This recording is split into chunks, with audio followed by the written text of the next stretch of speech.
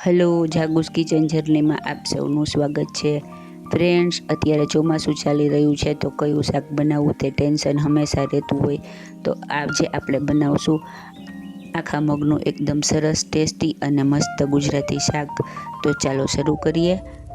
આના માટે મેં બાફેલા મગ લીધા છે. મગને મેં પલાળી 4-5 કલાક અને ત્યારબાદ 3 થી 4 વિસલ વગાડી બાફી લીધા છે. મગ આખા રહે પણ સરસ ચડી જાય એવા બાફવાના છે. અને હા, મગમાં મેં થોડું મીઠું અને હળદર નાખીને બાફ્યા છે. ત્યારબાદ આપણે એક પેનમાં 2 ચમચી જેટલું ઘી લેશું. ઘીથી આનો ટેસ્ટ સરસ આવશે.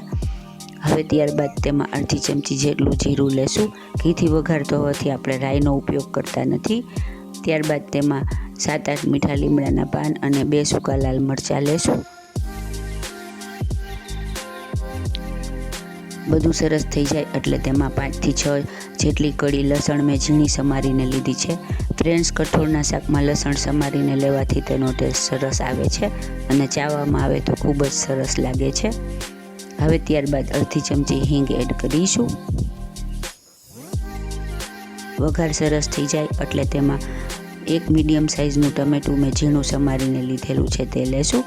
ઘણા આની જગ્યાએ ટમેટાની સાથે ડુંગળીનો પણ ઉપયોગ કરે છે, પણ આપણે કઠોળના શાકમાં અત્યારે ડુંગળી લેતા નથી, કેમ કે આપણે અત્યારે બપોરના આ શાક બનાવીએ છીએ. ટમેટાને સરસ ચડવા દેવાનું છે. ટમેટું સરસ ચડી જાય એટલે આપણે એમાં મગ એડ કરીશું અને ત્યારબાદ રૂટીન મસાલા કરીશું. 1 ચમચી લાલ મરચું પાવડર, 1 ચમચી ધાણા જીરું પાવડર, અડધી ચમચી જેટલી હળદર મેં બાફવામાં નાખી છે એટલે થોડી જાળવીને નાખવી, અને સ્વાદ મુજબ મીઠું પણ જાળવીને નાખવું, કેમ કે આપણે બાફવામાં મીઠું લીધેલું છે એટલે એ પ્રમાણે નાખવું. ફ્રેન્ડ્સ, આ શાક એટલું સુપર ટેસ્ટી અને સુપર ઇઝી અને મસ્ત છે ને કે હું તમને શું કહું, તો તમે ચોક્કસથી ટ્રાય કરજો.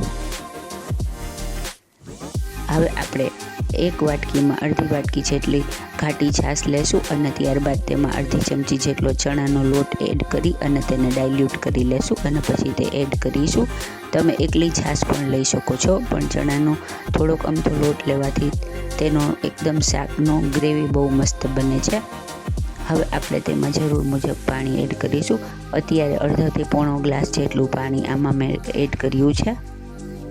ફ્રેન્ડ્સ, જો તમે મારી ચેનલ પર નવા હો તો મારી ચેનલને સબસ્ક્રાઈબ જરૂરથી કરજો અને બાજુમાં રહેલ ઘંટડી દબાવી દેજો, જેથી મારી નવી રેસીપીનું નોટિફિકેશન સૌથી પહેલાં તમને મળે.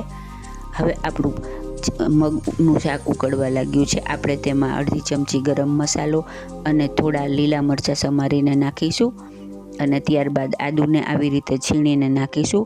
ફ્રેન્ડ્સ, આદુ, મરચાં અને લસણની તમે પેસ્ટ પણ લઈ શકો, પણ આપણે બધું ઝીણું સમારીને લીધું છે, જે ચાવવામાં આવશે તો ખૂબ જ સરસ લાગશે. આપણું શાક ઉકળવા લાગ્યું છે. હવે આપણે તેને સરસ રીતે ચલાવી અને ઢાંકી અને 2 થી 3 મિનિટ સુધી ફાસ્ટ ગેસે ચડવા દેશું, જેથી આપણા મસાલા, ગ્રેવી બધું મગમાં સરસ મર્જ થઈ જાય અને આપણું શાક સરસ બને. 3 મિનિટ પછી જુઓ, આપણું શાક ઉકળી અને સરસ રેડી થઈ ગયું છે અને ચણાના લોટના હિસાબે ગ્રેવી પણ થોડી ઘટ થઈ ગઈ છે.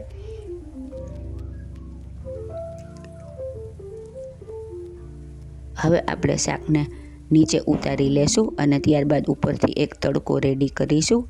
આના માટે મેં એક તડકા પેનમાં 2 ચમચી જેટલું તેલ લીધું છે અને તેને ગરમ કરી લીધું છે. એકદમ તેલ ગરમ થાય ત્યારબાદ અડધી ચમચી લાલ મરચું પાવડર નાખી અને ફટાફટ શાકમાં આવી રીતે પોર કરી દેવાનું છે, જેથી આપણું મરચું બળી ન જાય. હવે આપણે તેને ચલાવી લેશું. ફ્રેન્ડ્સ, આ તડકાવાળું શાક એકદમ સરસ લાગે છે, તો તમે ચોક્કસથી બનાવજો. હવે આપણે 2 મિનિટ સુધી તેને ઢાંકી અને તડકો સેટ થવા દેશું. જુઓ, સરસ રીતે તેલ પણ ઉપર આવી ગયું છે અને આપણું સુપર ટેસ્ટી શાક રેડી થઈ ગયું છે. હવે આપણે તેને કોથમીરથી ગાર્નિશ કરી અને પછી ગરમા ગરમ સર્વ કરીશું. ફ્રેન્ડ્સ, આ શાક ભાત અને રોટલી સાથે ખૂબ જ સરસ લાગે છે ને એકદમ જોરદાર. ખાવામાં એટલું જ મજેદાર છે, તો તમે પણ ચોક્કસથી બનાવજો. અત્યારે વરસાદની સિઝનમાં લીલા શાકભાજી આમે ઝડપથી ચડે એવા નથી આવતા, તો આ શાક એકદમ મસ્ત બને છે. ફ્રેન્ડ્સ, જો તમને મારી રેસીપી પસંદ આવી હોય તો મારી ચેનલને લાઇક, શેર અને સબસ્ક્રાઈબ જરૂરથી કરજો. ધન્યવાદ.